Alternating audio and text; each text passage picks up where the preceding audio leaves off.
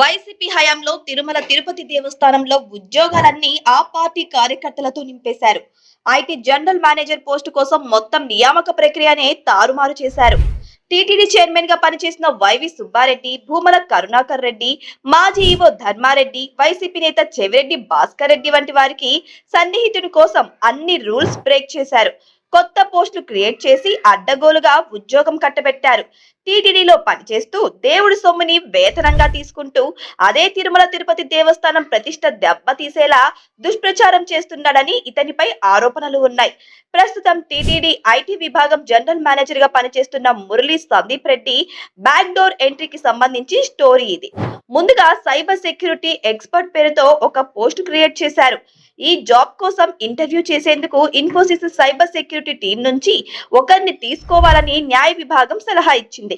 ఆ సూచన పట్టించుకోకుండా ఎలాంటి అర్హతలు లేకపోయినా 2020 ఫిబ్రవరిలో సందీప్ రెడ్డికి ₹1,00,000 శాలరీతో జాబ్ ఇచ్చారు. 2021లో cyber security and social media monitoring cell ఏర్పాటు చేసి దానికి చీఫ్ ఇన్ఫర్మేషన్ ఆఫీసర్ గా మురళీ సందీప్ రెడ్డిని నియమించారు. ఇతనికి ఐటీ జనరల్ మేనేజర్ జాబ్ కూడా దొడ్డిదారిలోనే వచ్చిందని విజిలెన్స్ విచారణలో తేలింది. జనరల్ మేనేజర్ పోస్ట్ భర్తీకి రాష్ట్ర ప్రభుత్వం అనుమతి ఇవ్వకముందే సందీప్ రెడ్డిని జీఎం ని చేసేశారు. ఇందుకోసం 2022 జనవరిలో నోటిఫికేషన్ ఇస్తే 69 మంది అప్లై చేశారు. వారిలో ఇద్దరిని షార్ట్ లిస్ట్ చేశారు.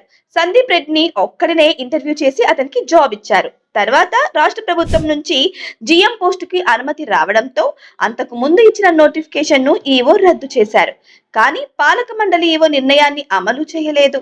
సందీప్ రెడ్డినే ఐటీ విభాగం జీఎం గా నియమించాలని 2022 సెప్టెంబర్ 9న ఈవోని ఆదేశించారు.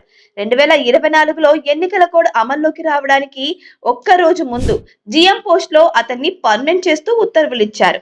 టీటీడీ ఈవో రద్దు చేసిన నోటిఫికేషన్ ఆధారంగా సందీప్ రెడ్డి నియామకం విధానపరమైన లోపమని కొత్త నోటిఫికేషన్ జారీ చేయాలని రిక్రూట్మెంట్ విభాగం చెప్పినా పట్టించుకోలేదు. కూటమి ప్రభుత్వం వచ్చాక ఈవోలుగా పనిచేసిన శ్యామలారావు, సింఘాల్ దృష్టికి తీసుకెళ్లిన ఆ అంశంపై ఎలాంటి చర్యలు తీసుకోలేదు. కూటమి ప్రభుత్వంపై బురద చల్లుతూ టీటీడీని అప్రతిష్ట పాలు చేస్తున్న మురళీ సందీప్ రెడ్డి అక్రమ నియామకంపై ప్రస్తుత ఈవో ముద్దాడ రవిచంద్ర అయినా యాక్షన్ తీసుకోవాలని డిమాండ్లైతే వస్తున్నాయి.